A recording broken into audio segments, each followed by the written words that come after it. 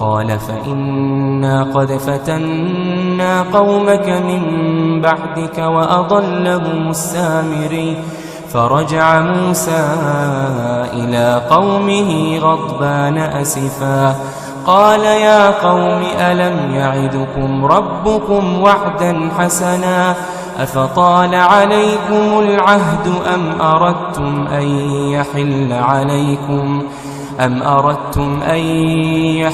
عليكم غضب من ربكم فأخلفتم موعدي قالوا ما أخلفنا موعدك بملكنا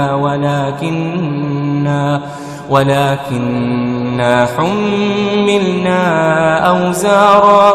أوزارا من زينة القوم فقذفناها فكذلك ألقى السامري. السلام عليكم ورحمة الله وبركاته. الحمد لله رب العالمين والصلاة والسلام على رسوله الأمين وعلى آله وصحبه أجمعين أما بعد اتقوا الله عباد الله. أعوذ بالله من الشيطان الرجيم بسم الله الرحمن الرحيم. ഏറെ ആദരണീയരായ സഹോദരി സഹോദരങ്ങളെ, സത്യവിശ്വാസികളെ, ഏകനായ പടച്ചറബിന്റെ വിധിവിലൊക്കെ ശ്രദ്ധിച്ച് സൂക്ഷിച്ച് മുത്തക്കികളായി മുഅ്മിനുകളായി ജീവിക്കാൻ അള്ളാഹു നമ്മെ ഓരോരുത്തരെയും അനുഗ്രഹിക്കുമാറാകട്ടെ. ഈമാനോടുകൂടി തന്നെ മരണം പുൽകാൻ നമ്മെ ഓരോരുത്തരെയും പടച്ചറബ് തുണക്കുമാറാകട്ടെ എന്നും ദുആ ചെയ്യുന്നു. പരിശുദ്ധ ഖുർആനിലെ 20-ാം അധ്യായം സൂറത്ത് താഹയിലെ 37-ാമത് ക്ലാസ്സിൽ ഇന്ന് കഴിഞ്ഞ ആഴ്ച നമ്മൾ പറഞ്ഞ 86-ാമത്തെ ആയത്തിന്റെ അതിന്റെ അവസാന ഭാഗം തന്നെയാണ് നമുക്കിന്ന് സംസാരിക്കാനുള്ളത്. അത് കഴിഞ്ഞ് ഒരായത്തും കൂടെ എടുത്ത് നമുക്ക് ഇന്ന് ക്ലാസ് അവസാനിപ്പിക്കുകയും ചെയ്യാം. കുറഞ്ഞ സമയം മാത്രം. എല്ലാവരും ശ്രദ്ധയോടുകൂടി ഇരിക്കണം എന്ന് അഭ്യർത്ഥിക്കുകയാണ്. അള്ളാഹു അനുഗ്രഹിക്കുമാറാകട്ടെ. മൂസാ നബി അലൈഹിസ്സലാം തൗറാത്ത് വാങ്ങാൻ വേണ്ടി അദ്ദേഹം തൂർ സീനാ പർവ്വതത്തിൽ എത്തിച്ചേർന്നപ്പോ അള്ളാഹു അദ്ദേഹത്തോട് ചോദിക്കുന്ന, അവിടെ വെച്ച് അള്ളാഹു മൂസാ നബിയോട് ചോദിക്കുന്ന ഒരു ചോദ്യമുണ്ട്. എന്തായിരുന്നു അത്? നിങ്ങൾ അറിഞ്ഞോ? നിങ്ങൾ പോന്നതിന് ശേഷം അവിടെ ചില സംഭവ വികാസങ്ങളൊക്കെ ഉണ്ടായിട്ടുണ്ട്. സാമിരി എന്ന് പറയുന്ന ഒരു മനുഷ്യൻ അവിടെ ആളുകളൊക്കെ വഴിപഴപ്പിച്ചിട്ടുണ്ട് എന്നിങ്ങനെയുള്ള കാര്യങ്ങൾ മൂസാ നബി അലൈഹി സ്വലാമയോട് പറഞ്ഞപ്പോ അദ്ദേഹത്തിന് വല്ലാത്ത ദേഷ്യവും അദ്ദേഹത്തിന് കോപം തോന്നി, ദുഃഖിതനായി. ആ നിലക്ക് വല്ലാത്തൊരവസ്ഥയിൽ അദ്ദേഹം അവിടെ നിന്ന് തിരിച്ചു പോരുന്ന സംഗതികളാണ് നമ്മൾ പറഞ്ഞത്. ഫറജഅ മൂസാ ഇലാ ഖൗമിഹി ഉദ്ബാന. ഉദ്ബാൻ, നമ്മൾക്ക് ഈ പ്രാവശ്യത്തെ ചോദ്യം ശ്രദ്ധിച്ചിട്ടുണ്ടാകും. ഉളബുൻ, ഉളബാനുൻ, വഅദുൻ, മൗഇദുൻ, ഈ 4 വാക്കുകളുടെ അർത്ഥമായിരുന്നു ചോദിച്ചിട്ടുണ്ടായിരുന്നത്. ഉളബാൻ എന്ന് പറഞ്ഞാൽ കുബിതൻ എന്നാണ്. ഉളബ് എന്ന് പറഞ്ഞാൽ കോപം എന്നും. വഅദൻ എന്ന് പറഞ്ഞാൽ വഅദുൻ എന്ന് പറഞ്ഞാൽ വാഗ്ദാനം എന്നാണ് അർത്ഥം.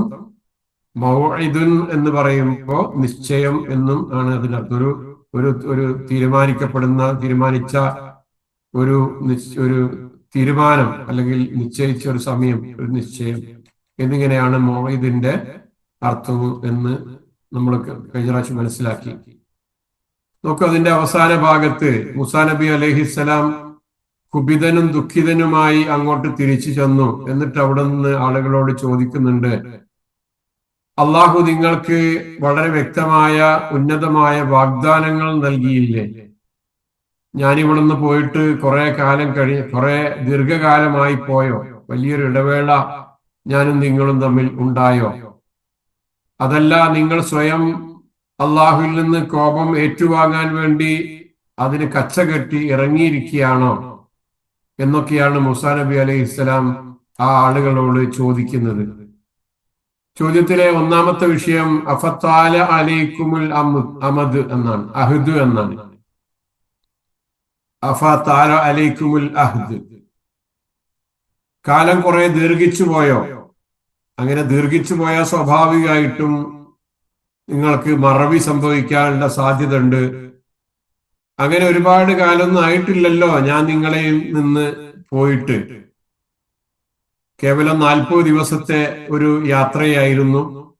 അള്ളാഹുമായിട്ട് 40 ദിവസം അവിടെ ചെലവഴിക്കാനുള്ള ഒരു ഉടമ്പടിയാണ്, അല്ലെങ്കിൽ ഒരു കരാറിന്റെ അടിസ്ഥാനത്തിലാണ് മൂസാ നബി അലൈഹി ഇസ്ലാം അങ്ങോട്ട് പോയിരിക്കുന്നത്. അതൊരു വലിയ കാലഘട്ടമല്ലല്ലോ. പക്ഷെ ഈ ഒരു 40 ദിവസം പോലും ക്ഷമിക്കാൻ ഈ മൂസാ നബിയുടെ അന്നത്തെ ബനി ഇസ്രായേലിനെ സംബന്ധിച്ചിടത്തോളം അവർക്ക് സാധ്യമായില്ല. അവർ ഏകദൈവ വിശ്വാസത്തിൽ നിന്ന് അകലുന്ന രൂപമാണ് പിന്നീട് നമ്മൾ കാണുന്നത്. ഒരു പ്രവാചകന്റെയോ ഒരു വഴികാട്ടിയുടെയോ അഭാവം ദീർഘിക്കുമ്പോ അല്ലെങ്കിൽ സത്യസന്ദേശത്തിൽ നിന്ന് കാലം ഒരുപാട് അകന്നു പോകുമ്പോ ജനങ്ങൾ ബഹുദൈവാരാധനയിലേക്ക് വീണുപോയ ഒരുപാട് ചരിത്ര സംഭവങ്ങൾ നമ്മുടെ മുമ്പിലുണ്ട്. അങ്ങനെ സംഭവിക്കാതിരിക്കാനാണ് ഇസ്ലാം വിവിധ തരത്തിലുള്ള ആരാധനാ കർമ്മങ്ങൾ നമ്മുടെ മുമ്പിൽ നിശ്ചയിച്ചതെന്ന് അള്ളാഹു നമുക്ക് വഴികാട്ടി ആകുന്നത്, അല്ലെങ്കിൽ ആ നിലക്കുള്ള നിർദ്ദേശങ്ങൾ ഇസ്ലാമിലൂടെ നൽകുന്നത്. നമസ്കാരം 5 നേരം നിശ്ചയിച്ചു ഓരോ ദിവസത്തിലും. ആഴ്ചയിൽ ഒരു പ്രാവശ്യം ജുമാ നമസ്കാരം നിശ്ചയിച്ചു എന്നു. അങ്ങനെ വിവിധ തരത്തിൽ പരസ്പരം ഒരുമിച്ച് കൂടാനും കാര്യങ്ങൾ ഓർമ്മിക്കാനും തൗഹീദിലേക്ക് തന്നെ അങ്ങനെ തെറ്റിപ്പോയ ആളുകൾക്ക് അങ്ങോട്ട് മടങ്ങിപ്പോരാനൊക്കെ ഉള്ള അവസരങ്ങൾ അള്ളാഹു നമ്മുടെ മുമ്പിൽ നിശ്ചയിച്ച് തന്നിട്ടുണ്ട്. നമ്മള് ചരിത്രം പരിശോധിക്കുമ്പോൾ ഇവിടെ മൂസാ നബി അലൈഹി ഇസ്ലാം സീനാ പർവ്വതത്തിൽ അള്ളാഹുവിന്റെ കൽപ്പന പ്രകാരം കേവലം 40 ദിവസം മാത്രം ചെലവഴിക്കാൻ വേണ്ടി പോയ ആ സന്ദർഭത്തിൽ, ആ ചുരുങ്ങിയ കാലയളവ് പോലും ഇവരെ സംബന്ധിച്ചിടത്തോളം ദീർഘമായിട്ട് അവർക്ക് അനുഭവപ്പെടുകയാണ്. അദ്ദേഹം മടങ്ങി വരാൻ വൈകുന്നു എന്ന് കരുതി അവർ സാമിരി എന്നൊരു വ്യക്തിയുടെ പ്രലോഭനത്തിൽ വീഴുകയും ഒരു പശുക്കുട്ടിയെ, സ്വർണം കൊണ്ടൊരു പശുക്കുട്ടിയെ നിർമ്മിച്ച് അതിനെ ആരാധിക്കാൻ തുടങ്ങുകയും ചെയ്തു. വെറും 40 ദിവസത്തെ അഭാവം കൊണ്ട് തന്നെ മൂസാ നബി അലൈഹി സ്വലാം അവരിൽ നിന്ന് 40 ദിവസം മാറി നിന്ന ആ ഒരു ചെറിയ ഇടവേളയിൽ തന്നെ അവർ ശിർക്കിലേക്ക് മടങ്ങിപ്പോയി എന്ന് ഖുർആൻ നമ്മൾ ഇവിടെ പഠിപ്പിക്കാം. നൂഹ് നബി അലൈഹി സ്വലാമയുടെ ജനതയെ സംബന്ധിച്ച് ഖുർആൻ പറയുന്നിടത്ത് ആദ്യമായി ഭൂമിയിൽ ശിർക്കുണ്ടായത് നൂഹ് നബിയുടെ കാലത്താണല്ലോ. അതിന് കാരണമായത് കാലത്തിന്റെ ദീർഘതയാണ് എന്നാണ് ചരിത്രം പറയുന്നത്.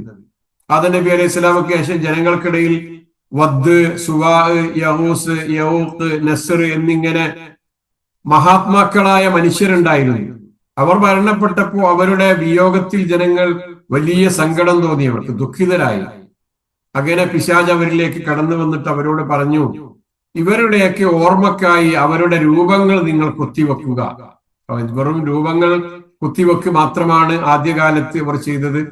അങ്ങനെ അവരുടെ ഓർമ്മക്കായി രൂപങ്ങൾ കുത്തിവെച്ച് പിന്നീട് വന്ന തലമുറ അവരെ ആരാധിക്കുന്ന സ്വഭാവത്തിലേക്കാണ് വരുന്നത്. ആ കുത്തിവെച്ച സമുദായം തീർച്ചയായും അവരെ ആരാധിക്കുന്ന ആളുകളായിരുന്നില്ല. പിന്നീട് വന്നവർ അങ്ങനെ കാലം കഴിഞ്ഞു പോയപ്പോ, ആദ്യ തലമുറ വിട്ടുപോയപ്പോ, പിന്നീടുള്ള ആളുകൾക്ക് അറിവ് കുറഞ്ഞപ്പോ എന്തുകൊണ്ട് ഇങ്ങനെ രൂപങ്ങൾ ഉണ്ടാക്കി എന്നതിനെ സംബന്ധിച്ച് ആലോചിക്കാനുള്ള അറിവില്ലാതിരുന്ന ആ കാലഘട്ടത്തിൽ പിൽക്കാരക്കാരായിട്ടുള്ള ആ ആൾക്കാർ ആ രൂപങ്ങളെയൊക്കെ ദൈവങ്ങളായി ആരാധിക്കാൻ തുടങ്ങി എന്ന് ഖുർആൻ സൂചിപ്പിക്കുന്നുണ്ട്. അതേപോലെ മുൻകാല വേദക്കാരായ ആളുകളെ സംബന്ധിച്ച് ഖുർആൻ നമ്മുടെ മുമ്പിൽ വിശദീകരിക്കുന്നത്, തങ്ങളുടെ പ്രവാചകന്മാർക്ക് ശേഷം കാലം ദീർഘിച്ചപ്പോ മുൻകാല സമുദായങ്ങളുടെ ഹൃദയം കടുത്തുപോയിരുന്നു എന്ന് ഖുർആൻ പറയുന്നുണ്ട്. ആ കാലം ദീർഘിച്ചു പോയപ്പോ അവരുടെ ഹൃദയങ്ങൾ കടുത്തുപോയി. ഇന്നും ആ കടുപ്പമാണല്ലോ അവരുടെ പലപ്പോഴും അവിടെ പല ഭാഗങ്ങളിലും നമുക്ക് കാണാൻ സാധിക്കുന്നത്. ഇങ്ങനെ ഒരു കാലദൈർഘ്യമാണ് ഉസൈർ നബിയെ അള്ളാഹുവിന്റെ മകനായും ഈസാ നബിയെ ദൈവത്തിന്റെ പുത്രനായും ഒക്കെ വിശ്വസിക്കുന്ന ശിർക്കിലേക്ക് അവരെത്തിച്ചേർന്നത് എന്ന് ഖുർആൻ സൂചിപ്പിക്കുന്നുണ്ട്. ഇങ്ങനെ നമ്മൾ നോക്കുമ്പോ മുൻകാല പ്രവാചകന്മാരുടെ അഭാവത്തിൽ ജനങ്ങൾ വഴിപിഴച്ച് പോയതുപോലെ അന്ത്യപ്രവാചകൻ മുഹമ്മദ് നബി സല്ലല്ലാഹു അലൈഹി വസല്ലമക്ക് ശേഷം മറ്റൊരു പ്രവാചകൻ വരാനില്ലാത്തതിനാൽ കാലപ്പഴക്കം കൊണ്ട് ഇസ്ലാം വിസ്മൃതിയിലാകാതിരിക്കാൻ ഇസ്ലാം നമ്മൾ സ്വീകരിച്ചിട്ടുള്ള പ്രധാനപ്പെട്ട മുൻകരുതലുകൾ എന്തൊക്കെയാണ് എന്ന് പരിശോധിച്ചു നോക്കൂ. ഒന്ന്, ഖുർആൻ തന്നെ. അതിന്റെ അക്ഷരങ്ങളും അതിന്റെ ശബ്ദവും ഒക്കെ കൃത്യമായി സംരക്ഷിക്കപ്പെടുന്ന ഒരവസ്ഥ. മുൻകാല വേദഗ്രന്ഥങ്ങളെല്ലാം കാലക്രമേണ മാറ്റത്തിരുത്തലുകൾക്ക് വിധേയമായി അല്ലെങ്കിൽ നഷ്ടപ്പെട്ടു പോയി. എന്നാൽ ഖുർആൻ അതിന്റെ മൂലഭാഷയിൽ തന്നെ സംരക്ഷിക്കപ്പെടുമെന്ന് അള്ളാഹു വാഗ്ദാനം ചെയ്തിരിക്കുന്നു. നമുക്കറിയാം, എന്ന്. ഇന്ന് ലോകത്തിന്റെ ഏത് കോണിലുള്ള പരിശുദ്ധ ഖുർആൻ എടുത്ത് പരിശോധിച്ചാലും അതിൽ ഒരക്ഷരത്തിന് പോലും വ്യത്യാസമില്ലാതെ ലക്ഷക്കണക്കിന് ആളുകൾ ഇത് മനഃപ്പാടമാക്കി വെച്ചിട്ടുണ്ട്. ഹാഫിളുകളുണ്ട്. ഇത് കാലം കഴിയും തോറും ഇതിന് യാതൊരു തരത്തിലുള്ള മാറ്റവും ഇല്ലാതെ കാലപ്പഴക്കം കൊണ്ട് പ്രവാചകന്മാർ വരാതിരിക്കുന്ന ആ ഒരു അഭാവം കൊണ്ട് ഒരിക്കലും ഒന്നും സംഭവിക്കാത്ത വിധത്തിൽ അള്ളാഹു ഇതിനെ സംരക്ഷിച്ചിരിക്കുന്നു എന്ന്.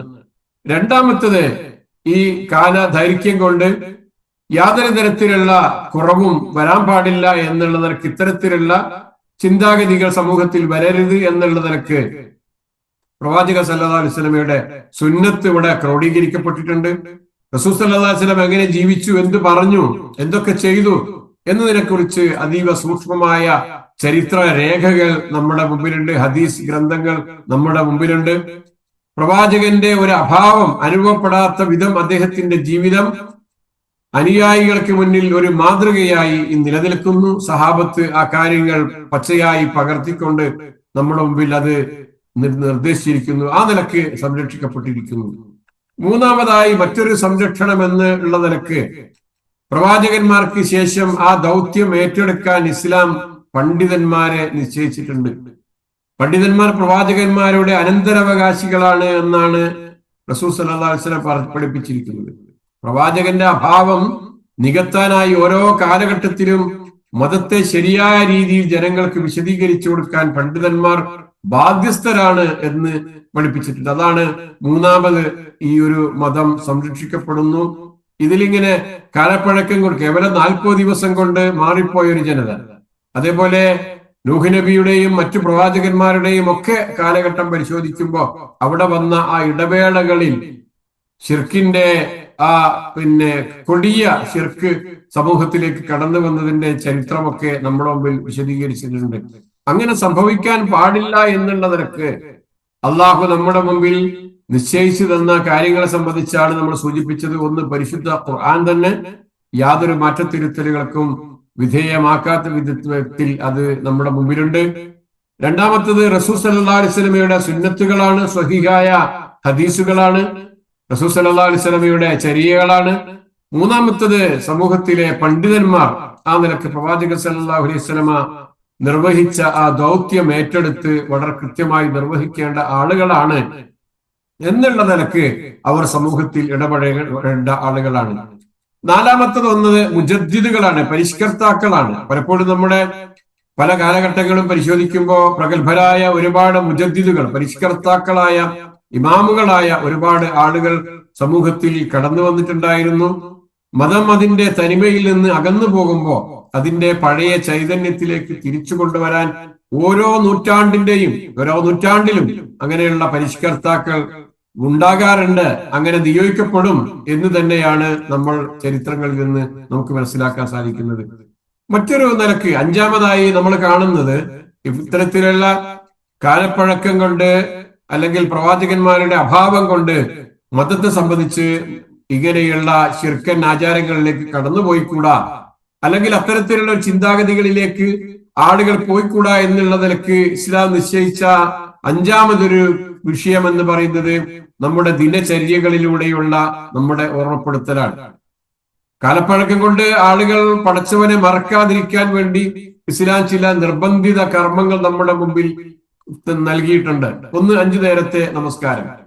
രണ്ടാമത്തേത് നേരത്തെ സൂചിപ്പിച്ചതുപോലെ ജുമുഅ ഖുതുബകൾ, വെള്ളിയാഴ്ച നമ്മളെ ഒരുമിച്ച് കൂടി അവിടെ ഉപദേശങ്ങളും മാർഗനിർദ്ദേശങ്ങളും ഒക്കെ കേൾക്കുന്നു. ആ നിലക്ക് ഇസ്ലാം നമുക്ക് നിശ്ചയിച്ചു തന്നിരിക്കുന്ന കാര്യങ്ങളാണ്. അങ്ങനെ ഓരോന്നും നോക്കുമ്പോ വർഷത്തിലൊരിക്കൽ ആത്മീയമായ ശുദ്ധീകരണത്തിന്, ദൈവഭക്തിക്ക് ഒക്കെ അത് പുതുക്കുന്നതിനാവശ്യമായ വിധത്തിൽ കടന്നു വരുന്ന വിശുദ്ധ റമദാൻ, ഇങ്ങനെയുള്ള കർമ്മങ്ങളിലൂടെ, ആരാധനാ കർമ്മങ്ങളിലൂടെ അള്ളാഹു നമ്മുടെ മുമ്പിൽ ഈ ഒരു ഇത്തരത്തിലുള്ള ഒരു അപാകത നമ്മുടെ ഭാഗത്ത് നിന്ന് ഉണ്ടായിക്കൂടാ എന്നുള്ളവർക്ക് ഇസ്ലാം നിശ്ചയിച്ചിട്ടുണ്ട്. അങ്ങനെ നോക്കുമ്പോ ഒരുപാട് സംഗതികളുണ്ട്. അപ്പൊ മുൻകാല സമുദായങ്ങൾക്ക് പ്രവാചകൻ കൺമുമ്പിൽ നിന്ന് മറയുമ്പോൾ ഉണ്ടായ ആ ആത്മീയ ശൂന്യത ഇസ്ലാമിൽ ഇല്ല. അന്യൂനമായ വേദഗ്രന്ഥവും കൃത്യമായ പ്രവാചകചര്യയും സജീവമായ പണ്ഡിത സമൂഹവും വഴി കാലദൈർഘ്യം എന്ന പ്രതിസന്ധിയെ ഇസ്ലാമിന് മറികടക്കാൻ സാധിക്കുന്നു എന്നാണ് നമ്മൾ പറഞ്ഞത്. അതിനാൽ തന്നെ ഇനിയൊരു പ്രവാചകന്റെ ആവശ്യം ഇല്ലാതെ തന്നെ ലോകാവസാനം വരെ ഈ മതം കൃത്യമായി നിലനിൽക്കുന്ന രൂപത്തിലാണ് ഇത് സംവിധാനിക്കപ്പെട്ടിരിക്കുന്നത് എന്നാണ്. അതാണ് ഒന്നാമതായി മൂസാ നബി അലൈഹി സ്വലാം ചോദിച്ച ചോദ്യം. അതാണ് അഫത്താല അലൈക്കുമുല്ലാഹ്, കാലഘട്ടം കുറെ ദീർഘിച്ചു പോയോ, ഈ ഇടവേള ഞാൻ നിങ്ങളിൽ നിന്ന് മാറിയിട്ട് ഒരുപാട് കാലമായി പോയോ എന്ന് ചോദിക്കുന്നത്. അങ്ങനെ അന്ന് ആയിട്ടില്ലല്ലോ. എന്നിട്ട് എന്തുകൊണ്ട് നിങ്ങൾ ഇത്തരത്തിലുള്ള ഒരു ധിക്കാരപരമായ പ്രവർത്തനത്തിലേക്ക് കടന്നു വന്നു എന്നാണ് അദ്ദേഹം ചോദിക്കുന്നത്. രണ്ടാമത്തെ ഒരു സാധ്യത, നിങ്ങൾ ഇതിന് കാരണം പറഞ്ഞേക്കാവുന്ന രണ്ടാമത്തെ ഒരു സാധ്യത ഇതായിരിക്കാം. ആ നിലക്ക് ആ കാര്യവും അദ്ദേഹം അവതരിപ്പിക്കാണ്. അം അറത്തും അലൈക്കും മിർ റബ്ബിക്കും, നിങ്ങളുടെ രക്ഷിതാവിങ്കിൽ നിന്ന് ഞങ്ങൾക്ക് ഒളബ് അത് ചോദിച്ചു വാങ്ങുന്ന രൂപത്തിലുള്ള ഒരു നടപടിയായിരുന്നോ നിങ്ങളുടെ ഭാഗത്തു നിന്നുണ്ടായത്? എന്തു സംഭവിച്ചോട്ടെ എന്നുള്ള നിലക്ക് ആയിരുന്നോ നിങ്ങൾ ഈ വിഷയത്തെ നിങ്ങൾ നോക്കിക്കണ്ടത്? മറവി ഒരു കാരണമല്ലാത്തത് കൊണ്ട് പിന്നെയുള്ള മറ്റ് ഒരു സാധ്യത നിങ്ങൾ മനഃപൂർവ്വം ധിക്കാരം കാണിച്ചു എന്നാണ് അദ്ദേഹം അവിടെ പറയാൻ വേണ്ടി ശ്രമിക്കുന്നത്. ഇതൊരു ശക്തമായ ഒരു ആരോപണമാണ്. നിങ്ങളുടെ പ്രവൃത്തിയുടെ ഭവിഷ്യത്ത് അള്ളാഹുവിന്റെ കോപമാണെന്ന് അറിഞ്ഞുകൊണ്ട് തന്നെ നിങ്ങൾ അത് തിരഞ്ഞെടുത്തു എന്നാണ് ഇവിടെ മൂസാ നബി അലൈഹി സ്വലാം പറയുന്നത്. നിങ്ങൾ ഇത് ചെയ്താൽ അള്ളാഹുവിന്റെ ഭവിഷ്യത്ത്, പടച്ചവന്റെ അടുക്കൽ നിന്നുള്ള ശക്തമായ കോപം നിങ്ങൾക്കുണ്ടാകും എന്നറിഞ്ഞുകൊണ്ട് തന്നെ നിങ്ങൾ ഇങ്ങനെ ഒരു പ്രവൃത്തി എന്തുകൊണ്ട് തിരഞ്ഞെടുത്തു? ഒരു പ്രവാചകൻ നിങ്ങളുടെ കൂടെയുണ്ട്, അദ്ദേഹം ഒരല്പം മാറി നിന്നാണ്, അതിവിദൂരതയിലേക്കല്ല, അങ്ങനെ ഒരു കുറഞ്ഞ സമയത്തേക്ക് മാത്രം മാറി നിന്നപ്പോ ഇത്രയും വേഗം വ്യതിചലിക്കുന്ന ഒരു സമൂഹത്തിന്റെ ഗൗരവപരമായ അവസ്ഥയെ സംബന്ധിച്ചാണ് മൂസാ നബി അലൈഹി സ്വലാം അവരോട് പറയുന്നത്. ആ അറിഞ്ഞുകൊണ്ട് തന്നെ പടച്ചവന്റെ കോപത്തെ ഏറ്റെടുക്കുകയാണോ? ഇങ്ങനെ വെല്ലുവിളിച്ച ആളുകളുണ്ട്. ഞങ്ങൾക്ക് എന്തായിരുന്നാലും ഞങ്ങളത് ഏറ്റുവാങ്ങാൻ തയ്യാറാണ് എന്ന് പറഞ്ഞുകൊണ്ട് സമൂഹത്തിൽ ഉണ്ടായിരുന്ന ആളുകളെ സംബന്ധിച്ച് ഖുർആൻ വിശദീകരിക്കുന്നുണ്ട്. അറിഞ്ഞുകൊണ്ട് ദൈവകോപത്തെ വെല്ലുവിളിക്കുകയും ശിക്ഷ ഇരന്നു വാങ്ങുകയും ചെയ്ത നിരവധി ജനവിഭാഗങ്ങളെ കുറിച്ച് ഖുർആനിൽ അതേപോലെ ചരിത്രത്തിലൊക്കെ നമുക്ക് കാണാം. ശിക്ഷ വരുന്നുണ്ടെങ്കിൽ അത് ഇപ്പോൾ തന്നെ വരട്ടെ എന്ന് പരിഹസിച്ച ആളുകളാണ് പലപ്പോഴും അത്തരത്തിലുള്ള ആളുകൾ. ഖുറൈശികളുടെ വെല്ലുവിളി സൂറത്തുൽ അൻഫാലിലെ 32-ാമത്തെ വചനത്തിൽ അള്ളാഹു എടുത്തു പറയുന്നുണ്ട്. അവര് നേരിട്ട് പറയുന്നുണ്ട്, അള്ളാഹുവേ, ഈ ഖുർആൻ നിന്റെ പക്കൽ നിന്നുള്ള സത്യമാണെങ്കിൽ നീ ഞങ്ങളുടെ മേൽ ആകാശത്ത് നിന്ന് കല്ലുകൾ വർഷിപ്പിക്കുക, അല്ലെങ്കിൽ വേദനയേറിയ ശിക്ഷ ഞങ്ങൾക്ക് നൽകുക എന്നൊക്കെ പറഞ്ഞ് അവിടെ ആ നിലക്ക് ഒരു വെല്ലുവിളി ഉയർത്തിയ ആളുകൾ ഉണ്ടായിരുന്നു. അപ്പൊ സത്യം ബോധ്യപ്പെട്ടിട്ടും അത് അംഗീകരിക്കാനുള്ള അഹങ്കാരം സമ്മതിക്കാത്തത് കൊണ്ട് ഇങ്ങനെ ദൈവകോപത്തെ നേരിട്ട് ക്ഷണിച്ചു വരുത്താൻ വേണ്ടി ശ്രമിക്കുന്ന ആളുകളെ സമൂഹത്തിൽ കാണാൻ സാധിക്കുന്നതാണ്. പക്ഷെ ഖുർആൻ അവിടെ മറ്റു നിലക്ക് ആ കാര്യങ്ങൾ പറഞ്ഞിട്ടുണ്ട്. അള്ളാഹു എന്തുകൊണ്ട് നിങ്ങൾ ചോദിച്ചപ്പോൾ തന്നെ അതിന്റെ ആ സമയത്ത് തന്നെ എന്തുകൊണ്ട് ശിക്ഷ നൽകിയില്ല എന്നത് സൂറത്തുൽ അൻആം നമ്മൾ പഠിച്ചു പോയപ്പോ നമ്മൾ അവിടെ ആ കാര്യങ്ങൾ വിശദീകരിച്ചു പോയതാണ്. നൂഹ് നബിയുടെ ജനതയെ സംബന്ധിച്ച് അറിയില്ലേ, 950 വർഷത്തോളം തന്റെ ജനതയെ ഉപദേശിച്ച ഒരു പ്രവാചകൻ. എന്നാൽ അവർ അദ്ദേഹത്തെ പരിഹസിക്കുകയാണ് ചെയ്തത്. അവർ അവസാനം പറഞ്ഞത്, നൂഹേ, നീ ഞങ്ങളോട് തർക്കിച്ച് സമയം പോക്കണ്ട, നീ പറയുന്നത് ശരിയാണെങ്കിൽ, നീ സത്യവാനാണെങ്കിൽ നീ പറഞ്ഞ ആ ശിക്ഷ ഇപ്പൊ തന്നെ ഇങ്ങോട്ട് കൊണ്ടുവാ എന്ന് സൂറത്തുൽ ഹൂദിൽ എന്ന് അവരുടെ ചോദ്യം ഖുർആൻ എടുത്തു പറയുന്നുണ്ട്. അവസാനം അവർക്ക് ശിക്ഷ വന്നു. ഒരു മഹാപ്രളയത്തിൽ അവർ സൃഷ്ടിക്കപ്പെട്ടു. ആദ് വംശവിജനെ സംബന്ധിച്ച്, ഹൂദ് നബിയുടെ സമുദായത്തെ സംബന്ധിച്ച് ഇതേപോലെ ഖുർആൻ എടുത്തു പറയുന്നുണ്ട്. അവരും ഹൂദ് നബിയോട് ചോദിക്കുന്നുണ്ട്, നേരത്തെ ചോദിച്ചതുപോലെ തന്നെ സൂറത്തുൽ അഹ്ഖാഫിലെ 22-ാമത്തെ ആയത്തിൽ കാണാം. അതേ ചോദ്യം തന്നെ. നീ പറയുന്നത് സത്യമാണെങ്കിൽ പിന്നെന്തിന് കാത്തിരിക്കണം? നീ ആ ശിക്ഷപ്പ തന്നെ ഇങ്ങോട്ട് കൊണ്ടുവന്നേക്കൂ, ഞങ്ങളത് റെഡിയാണ്. അങ്ങനെ അവർക്ക് തുടർച്ചയായ 8 ദിവസം നീണ്ടുനിന്ന കാറ്റ് മുഖേന അവർ ശിക്ഷിക്കപ്പെട്ടു എന്ന് ഖുർആൻ എടുത്തു പറയുന്നുണ്ട്. സമൂദ വംശജരും അവരും ചോദിച്ച ചോദ്യം തന്നെ സാലിഹ് നബിയോട് ചോദിച്ച ചോദ്യം എടുത്തു പറയുന്നുണ്ട്. നീ മുർസലീങ്ങളിൽപ്പെട്ടവനാണെങ്കിൽ ഞങ്ങൾക്ക് ആ ശിക്ഷ, നീ പറയുന്ന ആ ശിക്ഷ എന്താണോ അത് തന്നെ ഇപ്പോൾ തന്നെ ഞങ്ങൾക്ക് കൊണ്ടുവന്നേക്കൂ എന്നവർ പറയുന്നുണ്ട്. അപ്പൊ ഭയങ്കരമായ ഘോരമായ ഒരു ശബ്ദത്തിലൂടെയും ഭൂമികുലുക്കത്തിലൂടെയും ഒക്കെ അവർ നശിപ്പിക്കപ്പെട്ടു എന്ന് ഖുർആൻ പിന്നീട് എടുത്തു പറയുന്നത് നമുക്ക് കാണാം. ലൂത്ത് നബിയുടെ സമുദായത്തെ സംബന്ധിച്ച് പറയുന്നിടത്തും ഇങ്ങനെ തന്നെ നമ്മൾ കാണുന്നുണ്ട്. ലൂത്ത് നബി അലൈഹി സ്വലാമയോട് ആ ജനത പരസ്യമായി ആവശ്യപ്പെടുന്നത് സൂറത്തുൽ അൻകബൂത്തിലെ 29-ാമത്തെ വചനത്തിൽ കാണുന്നു. നീ സത്യവാനാണെങ്കിൽ ആ ശിക്ഷ ഞങ്ങൾക്ക് കൊണ്ടുവാ. അങ്ങനെ അവർക്ക് സംഭവിച്ചത് നമുക്കറിയാം. അവർ അധിവസിച്ചിരുന്ന പ്രദേശം കീഴ്മേൽ മറിച്ച് കല്ലുകൾ വർഷിച്ച് അങ്ങനെ ഒരുപാട് ശിക്ഷകളിലൂടെയാണ് ആ സമൂഹം പിന്നീട് നശിപ്പിക്കപ്പെട്ടത് എന്ന് നമുക്ക് കാണാം. അങ്ങനെ ഇവിടെ ആ നിലക്ക് ഉള്ള അഹങ്കാരം ചോദിച്ചു വാങ്ങിയ ആ അഹങ്കാരത്തോടുകൂടി പടച്ചവന്റെ ശിക്ഷ ചോദിച്ചു വാങ്ങിയ ആളുകളുടെ കഥകൾ ഖുർആൻ നമ്മുടെ മുമ്പിൽ പറഞ്ഞു തരുന്നത് എന്തിനാണെന്ന് അറിയോ? പടച്ചവന്റെ കോപം ഇരന്നു വാങ്ങുന്ന ചില ആളുകൾ സമൂഹത്തിൽ കാണാൻ സാധിക്കുന്നതാണ്. എന്ത് തന്നെയാണെങ്കിലും ഞങ്ങൾക്കൊരു കുഴപ്പമില്ല എന്നുള്ള നിലക്ക് കൊടിയ ധിക്കാരത്തോടുകൂടി അഹങ്കാരത്തോടുകൂടി സമൂഹത്തിൽ ജീവിച്ചുകൊണ്ടിരിക്കുന്ന ആളുകളുണ്ട്. അവർക്കുള്ള പാഠമാണ്, അവർക്കുള്ള ഈ ചരിത്രത്തിൽ നിന്ന് അവർ ഉൾക്കൊള്ളേണ്ട ചില പാഠങ്ങളെ സംബന്ധിച്ചാണ് ഇവിടെ സൂചിപ്പിക്കുന്നത്. അങ്ങനെ ചരിത്രത്തിൽ പടച്ചവന്റെ കോപത്തിന് പാത്രമായവർക്കെല്ലാം ഉണ്ടായിരുന്ന ചില പൊതു സ്വഭാവങ്ങൾ കൂടി നമ്മൾ ഇത്തരണത്തിൽ പരിശോധിക്കുക. അവസാനിപ്പിക്കാം. അത് നമ്മൾ കാണുന്നത് അഹങ്കാരമാണ്. തങ്ങളുടെ സമ്പത്തിലും കരുത്തിലും വംശമഹിമയിലും അവർ അമിതമായി അഹങ്കരിക്കുക. ഭയങ്കരമായ കരുത്താണ്, ഞങ്ങൾക്ക് ഭയങ്കരമായ സമ്പത്തുണ്ട് എന്നുള്ള നിലക്ക് അഹങ്കരിക്കുന്ന ആളുകളായിരുന്നു അവർ. അതേപോലെ പരിഹാസം അവരുടെ മുഖമുദ്രയാണ്. പ്രവാചകന്മാരെയും അവർ കൊണ്ടുവന്ന സന്ദേശങ്ങളെയും ഒക്കെ വളരെ തമാശയായി കാണുകയും പരിഹസിക്കുകയും ചെയ്തിരുന്ന ആളുകളായിരുന്നു പടച്ചവന്റെ കോപത്തിന് വിധേയരായ ഈ ആളുകളെന്ന.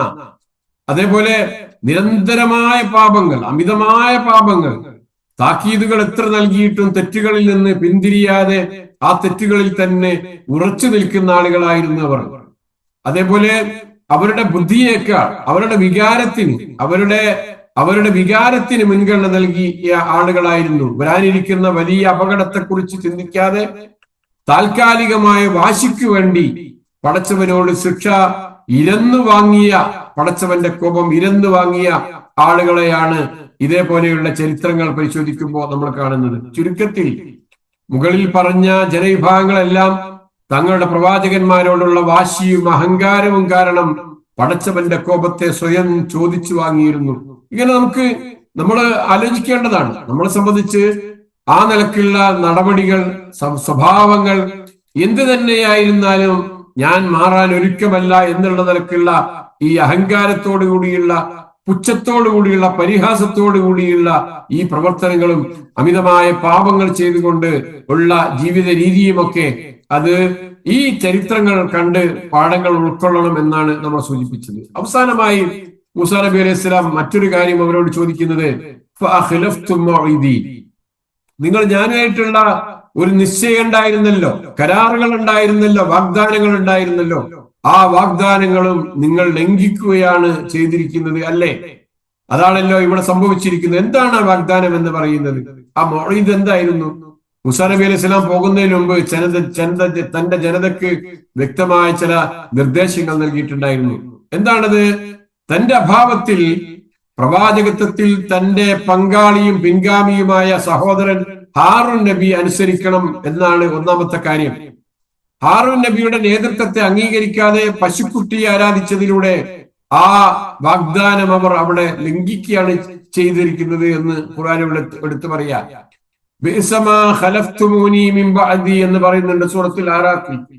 എന്റെ അഭാവത്തിൽ നിങ്ങൾ ചെയ്ത ഈ ഒരു കാര്യം എന്തുമാത്രം ചീത്തയായ പ്രവൃത്തിയാണ് എന്ന് അവരോട് മൂസാ നബി അലൈഹി സ്വലാം അവിടെ ചോദിക്കുന്നുണ്ട്. അപ്പൊ ഈ നിലക്ക് അവരെ ചോദ്യം ചെയ്തു. നിങ്ങൾക്ക് എന്ത് ന്യായീകരണമാണ് ഈ വിഷയത്തിൽ പറയാനുള്ളത് എന്നവരോട് ചോദിച്ചപ്പോ അവർ ചില ന്യായീകരണങ്ങളുമായി രംഗത്തേക്ക് വരുന്ന കാഴ്ചയാണ് ഇനി നമുക്ക് ഇവിടെ കാണാൻ സാധിക്കുന്നത്. ഒരു ചെറിയ ഒന്ന് രണ്ട് സൂചനകൾക്ക്, ഈ ആയത്തിന്റെ ഒന്ന് രണ്ട് സൂചനകൾ കൂടെ നൽകി നമുക്ക് അവസാനിപ്പിക്കാം. എന്താണ് അവർ പറയാൻ പോകുന്ന ന്യായീകരണം എന്നറിയാമോ? ഇതൊന്നുമല്ല ഞങ്ങളെ കൊണ്ട് ഇങ്ങനെ പ്രേരിപ്പിച്ചത് എന്നാ അവിടെ പറയുന്നത്. അവരതിൽ നിന്നൊക്കെ മാറിയിട്ട് വേറെ ചില കാര്യങ്ങളാണ് മറുപടിയായി ഇവിടെ പറയാൻ ഉദ്ദേശിക്കുന്നത്, അവർ ഒരുമ്പെടുന്നത്. ആ കാര്യത്തിലേക്കുള്ള സൂചനയാണ് 87-ാമത്തെ ആയത്തിൽ നമ്മൾ കാണുന്നത്. ആയത്തൊന്ന് ശ്രദ്ധിച്ചു നോക്കൂ. قالوا ما أخلفنا موعدك بملكنا ولكننا حملنا أوزارا من زينة القوم فقذفناها فكذلك ألقى السامري. അവർ പറഞ്ഞു മാ അഖ്ലഫ്നാ മൗഇദക, ഞങ്ങളുടെ ആ കരാറ് ലംഘിച്ചിട്ടില്ല. ബിമൽക്കിന മൗഇദക, ആ കരാറ് ഞങ്ങൾ ലംഘിച്ചിട്ടില്ല. ബിമൽക്കിന, ഞങ്ങളുടെ ഹിതം അനുസരിച്ച്. മൽക്കുൻ എന്നാണ്, മൽക്കുൻ ഹിതം, ഞങ്ങളുടെ ഹിതം അനുസരിച്ച് ഞങ്ങൾ ലംഘിച്ചതല്ല.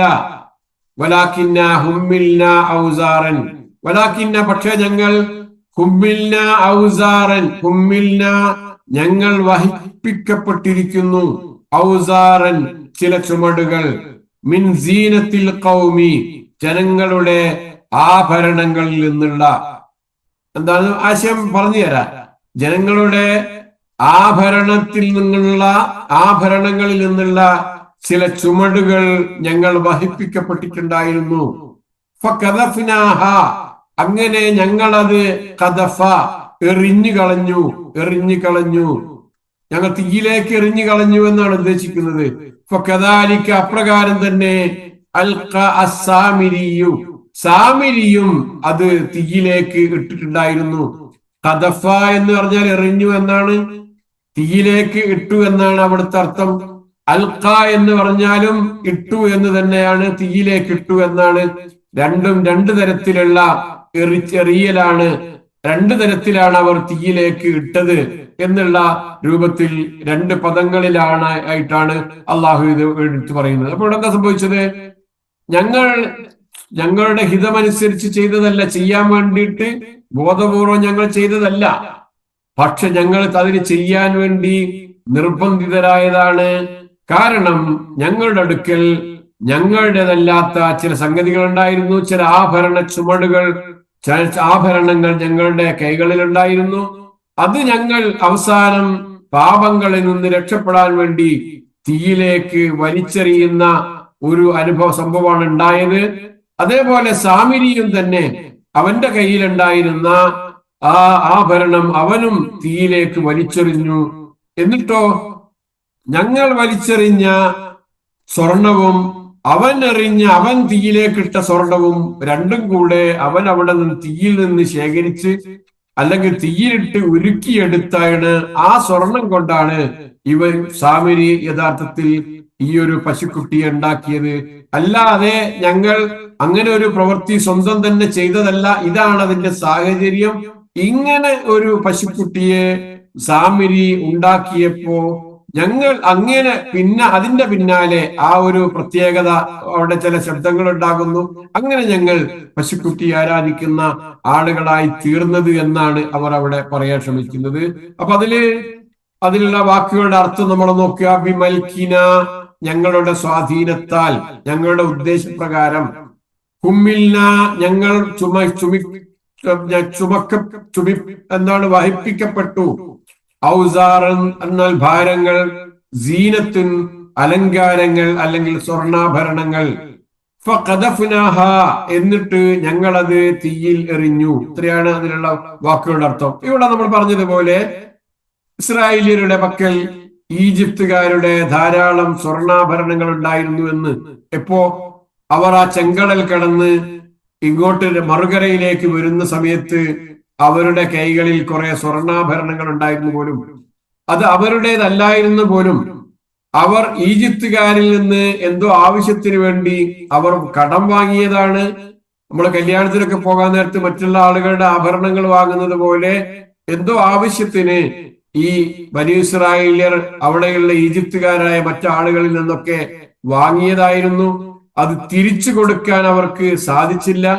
അങ്ങനെ ഒരു സംഭവം ഉണ്ടായപ്പോ അതിൽ രക്ഷപ്പെടാൻ വേണ്ടിയിട്ട് സാമിരി അവിടെ ഒരു തന്ത്രം പറഞ്ഞു കൊടുത്തതാണ്. ഇതെല്ലാം കൂടെ നമുക്ക് തീയിലേക്ക് വലിച്ചെറിഞ്ഞ് ഉരുക്കിക്കളയാം എന്നൊരു തന്ത്രം അവരെ ഉപദേശിച്ചു കൊടുത്തത് പ്രകാരം അവർ ആ തീയിലേക്ക് വലിച്ചെറിയുകയാണ് ഉണ്ടായത് എന്നാണ്. അങ്ങനെ അതെടുത്ത് അത് ഉരുക്കിക്കൊണ്ടാണ് സാമിരി പശുക്കളുടെ പിടാവിനുണ്ടാക്കിയത്. മൂസാ നബി അലൈഹി സ്വലാം അവരോട് കോപിക്കുമ്പോ അവർ ഒഴിവ് കഴിവ് പറയാൻ വേണ്ടി ശ്രമിക്കുന്നത് ഇவ்விധത്തിലാണ് എന്നാണ് ഈ ആയത്ത് ഇവിടെ നമ്മളെ പഠിപ്പിക്കുന്നത്. ഇതിന്റെ ബാക്കി ഭാഗങ്ങൾ ഇൻഷാ അല്ലാഹ് അടുത്ത ആഴ്ചയിലേക്ക് പോകാം. ഇവിടെ ഈജിപ്തിൽ വെച്ച് ഒരു ഉത്സവത്തിന്റെയോ മറ്റോ കാരണം പറഞ്ഞ് കിബുത്തികളിൽ നിന്ന് ഇസ്രായേലിയർ കുറെ ആഭരണങ്ങൾ വാങ്ങിയിട്ടുണ്ടായിരുന്നു എന്നാണ്. അത് മടക്കി കൊടുക്കാൻ അവർക്ക് സാധിച്ചില്ല. അങ്ങനെയൊക്കെയാണ് മുഫസ്സിറുകൾ പലരും ഇതിനെ പിന്നെ വിശദീകരിക്കുന്നത്. തൗറാത്തിലും തോറയിലും പുറപ്പാട് 11 അതേപോലെ 12 ഒക്കെ ഇതിനെ സംബന്ധിച്ച് ഈ വിഷയം ഇങ്ങനെ തന്നെയാണ് പ്രസ്താവിച്ചിരിക്കുന്നത് എന്നാണ്. അതിന്റെ കാരണം അങ്ങനെ ഒരു സംഭവം ഉണ്ടായിരുന്നു എന്ന് അവിടെ പറയുന്നുണ്ട്. പക്ഷെ അവരത് പറയുമ്പോ അവർ തുടക്കത്തിൽ പറയാൻ ഉദ്ദേശിക്കുന്ന ഒരു കാര്യം, ഞങ്ങളുടെ മൽക്ക് കൊണ്ടല്ല, ഞങ്ങളുടെ സ്വന്തം താല്പര്യത്താലല്ല ഞങ്ങൾ ഇത് ചെയ്തിരിക്കുന്നത് എന്നാണ് അവർ പറയുന്നത്. എന്താണ് മൽക്ക് എന്ന വാക്കിന്റെ അർത്ഥം? മിൽക്ക് എന്ന് പറഞ്ഞാൽ അത് നമ്മൾ കേട്ടിട്ടുണ്ട്. അതേപോലെ മുൽക്കുൻ എന്ന പദവും അറബിയിൽ നമ്മൾ കേട്ടിട്ടുണ്ട്. അപ്പൊ മൽക്കും മിൽക്കും മുൽക്കും തമ്മിലുള്ള വ്യത്യാസം എന്താണ്? അറബി ഭാഷയിൽ മീമ് ലാമ് കാഫ് ഈ 3 അക്ഷരങ്ങൾ ഉപയോഗപ്പെടുത്തിക്കൊണ്ട് ഉണ്ടാക്കിയ പദങ്ങളാണ് മൽക്കുൻ എന്നുള്ളതും മിൽക്കുൻ എന്നുള്ളതും മുൽക്കുൻ എന്നുള്ള പദങ്ങൾ. 3 തമ്മിൽ വ്യത്യാസമുണ്ട്. 3 തമ്മിൽ അർത്ഥത്തിൽ വലിയ വ്യത്യാസമുണ്ട്. എന്താണ് ഇവിടെ നമ്മൾ കണ്ടത്? ഞങ്ങളുടെ സ്വന്തം ഹിതത്തിനനുസരിച്ചല്ല ഞങ്ങൾ ചെയ്തത് എന്നാണ് അവിടെ അർത്ഥം നമ്മൾ കണ്ടത്. എന്ന് പറഞ്ഞാൽ മൽക്കുൻ എന്ന് പറഞ്ഞാൽ മീമിന് ഫത്ഹ് നൽകിക്കൊണ്ട് നമ്മൾ പറഞ്ഞാൽ മനുഷ്യന് സ്വന്തം ദേഹത്തിന്മേലും ഇച്ഛാശക്തിയിലുമുള്ള നിയന്ത്രണത്തെ സൂചിപ്പിക്കുന്നു. ബാഹ്യമായ വസ്തുക്കളിലല്ല, മറിച്ച് സ്വന്തം തീരുമാനങ്ങളിലുള്ള അധികാരം എന്നാണ് അതിന്റെ അർത്ഥം. മൽക്കും എന്ന് പറഞ്ഞാൽ അധികാരം എന്ന് തന്നെയാണ്. പക്ഷെ എന്തധികാരമാണ്? സ്വന്തം തീരുമാനങ്ങളിൽ ഉള്ള അധികാരം എന്നാണ് അതുകൊണ്ട് ഉദ്ദേശിക്കുന്നത് എന്ന്. മിൽക്കുൻ എന്ന് പറഞ്ഞാൽ അത് ബാഹ്യമായ ചില വസ്തുക്കളുടെ അധികാരത്തെ സംബന്ധിച്ച് സൂചിപ്പിക്കുകയാണ്. ഉടമസ്ഥാവകാശത്തെ സംബന്ധിച്ച് സൂചിപ്പിക്കുന്ന ഒരു പദമാണ്. ഉദാഹരണത്തിന് വീട്, ഈ വീട് എന്റെ മിൽക്കിലാണ് എന്ന് പറഞ്ഞാൽ എന്റെ ഉടമസ്ഥാവകാശത്തിലാണ് എന്നാണ്. ആ വാഹനം എന്റെ മിൽക്കിലാണ് എന്ന് പറയുമ്പോ ആ വാഹനം എന്റേതാണ്, ഞാനാണ് അതിന്റെ ഉടമ എന്നാണ്. അങ്ങനെ ഉടമസ്ഥതയെ സൂചിപ്പിക്കാനാണ് മിൽക്കുൻ എന്ന് പറയാ. മൽക്കുൻ എന്ന് പറഞ്ഞിരിക്കുന്നത് മനുഷ്യന്റെ അവന്റെ ഇച്ഛയെ, അവന്റെ തീരുമാനങ്ങൾ, ആ തീരുമാനത്തിന്റെ അതിന്റെ ഉടമസ്ഥൻ ഞാനായിരുന്നു എന്ന് പറയാൻ വേണ്ടിയിട്ടാണ് ആ വാക്ക് ഉപയോഗിക്കുന്നത്. മുൽക്കുൻ എന്ന് പറയുമ്പോൾ മീമിന് ലമ്മ് കൊടുത്ത് പറയുമ്പോ കുറെ കൂടെ വലിയ അധികാരത്തിലേക്ക് പോകുന്നു. രാജാധികാരം അഥവാ പരമാധികാരം എന്നൊക്കെയാണ് അതിന്റെ വാക്കിന്റെ അർത്ഥം. നമ്മൾ മലക്കൂത്ത് എന്ന് കേട്ടിട്ടുണ്ട്. അത് ഇതിനേക്കാളൊക്കെ അപ്പുറത്തേക്ക് പോകുന്നു. ഈ ലോകത്തിനും അപ്പുറമുള്ള അണ്ടകടാഹങ്ങളിലുള്ള രാജാതിരാജനായ അള്ളാഹുവിന്റെ അധികാര പരിധിയെ സംബന്ധിച്ച് സൂചിപ്പിക്കാനാണ് മലക്കൂത്തുൻ എന്ന പദം ഉപയോഗിച്ചുകൊണ്ട് പറയാറുള്ളത്. അങ്ങനെ വ്യത്യസ്തമായ അർത്ഥങ്ങളുള്ള വാക്കാണ് ഈ മൽക്കുൻ, മിൽക്കുൻ, മുൽക്കുൻ എന്നൊക്കെ പദങ്ങളെന്ന് സൂചിപ്പിച്ചിരിക്കുന്നത്. നമ്മുടെ സൂറത്ത് ത്വാഹയിലെ 87-ാമത്തെ ഈ വചനത്തിൽ അള്ളാഹു ഉപയോഗിച്ച മൽക്ക് എന്ന പദം ഖാലൂ മാ അഖ്ലഫ്നാ മൗഇദക ബിമൽകിനാ, ഞങ്ങളുടെ ഇച്ഛാശക്തി കൊണ്ടല്ല, സ്വയം തീരുമാനപ്രകാരമല്ല അങ്ങയോടുള്ള വാഗ്ദാനം ഞങ്ങൾ ലംഘിച്ചിരിക്കുന്നത് എന്ന് പറഞ്ഞതിന് അർത്ഥം എന്താണ്? വാഗ്ദാന ലംഘനം അവരുടെ സ്വന്തം ഇച്ഛക്ക് പുറത്തുള്ള ചില സമ്മർദ്ദങ്ങൾക്ക് കാരണമായിരുന്നു എന്നാണ്. ഞങ്ങൾ സ്വയം അങ്ങനെ ഞങ്ങളുടെ ഇച്ഛക്കനുസരിച്ച് ചെയ്തതല്ല, ചില സമ്മർദ്ദങ്ങൾ ഞങ്ങളുടെ മുമ്പിലുണ്ടായിരുന്നു, അങ്ങനെ നിർബന്ധിത സാഹചര്യത്തിൽ ഞങ്ങൾ ചെയ്യേണ്ടി വന്നതാണ് എന്നാണ്. ഇനി നമ്മൾ അടുത്ത ക്ലാസ്സിലായി പരിശോധിക്കുന്നത് എന്തൊക്കെയായിരുന്നു അവർക്ക് നേരിടേണ്ട വന്ന ആ സമ്മർദ്ദങ്ങൾ എന്താണ്, ഇങ്ങനെയും ഒരു കടുത്ത പാപത്തിലേക്ക് അവരെ തള്ളിവിട്ട, അതിനവരെ പ്രചോദിതമാക്കിയ വിഷയങ്ങൾ എന്തായിരുന്നു എന്നാണ് ഈ ആയത്തിന്റെ ബാക്കി ഭാഗങ്ങളിൽ ഇൻഷാ അല്ലാഹ് അടുത്ത ആഴ്ച നമ്മൾ പരിശോധിക്കുന്നത്. അങ്ങനെ കൂടുതൽ അറിയാനും മനസ്സിലാക്കാനും പരിശുദ്ധ ഖുർആനിന്റെ ഓരോ ആയത്തുകളിലൂടെയും കൃത്യമായി അതിന്റെ വിശദീകരണങ്ങൾ മനസ്സിലാക്കിക്കൊണ്ട് കടന്നു പോകാനും അത് ജീവിതത്തിന്റെ ഉപകാരപ്പെടുന്ന വിധത്തിൽ നമുക്ക് എല്ലാ നിലക്കും അത് പ്രയോജനപ്പെടുത്താനും റബ്ബ് നമ്മെ ഓരോരുത്തരെയും അനുഗ്രഹിക്കുമാറാകട്ടെ. റബ്ബിന്റെ കാരുണ്യം നമ്മിലും നമ്മുടെ കുടുംബത്തിലുമൊക്കെ സദാസമയവും വർഷിക്കുമാറാകട്ടെ. ലോകത്ത് ആളുകൾ നേരിട്ടുകൊണ്ടിരിക്കുന്ന പ്രയാസകരമായ അവസ്ഥകളിൽ നിന്ന് അള്ളാഹു ലോകത്തിന് മോചനം നൽകുമാറാകട്ടെ. പ്രവാസി സഹോദരങ്ങൾ, നമ്മുടെ വേണ്ടപ്പെട്ടവർ, മാതാപിതാക്കൾ, മക്കൾ എല്ലാവരും അനുഭവിക്കുന്ന എല്ലാ തരത്തിലുള്ള മാനസികമായ വ്യഥകളിൽ നിന്ന്, ടെൻഷനുകളിൽ നിന്ന്, പ്രയാസങ്ങളിൽ നിന്ന് അള്ളാഹു എല്ലാ വിധത്തിലുള്ള ലഘൂകരണവും നൽകുമാറാകട്ടെ.